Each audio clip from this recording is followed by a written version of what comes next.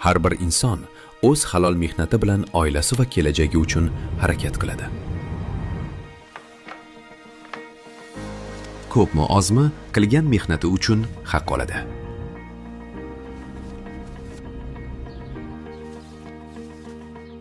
Shu paytda inson o'z kelajagi haqida o'ylaydi. Bugun ishlayapman, ammo ertaga pensiyam qanday bo'ladi? O'zini o'zi band qilgan fuqaro ixtiyoriy ravishda ijtimoiy soliq to'lashi mumkin. Bu to'lov kelajakda pensiya tayinlash uchun ish staji sifatida hisobga olinadi.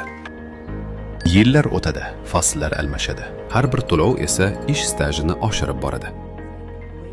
Vaqti kelganda to'langan ijtimoiy soliq va to'plangan ish staji o'z natijasini beradi.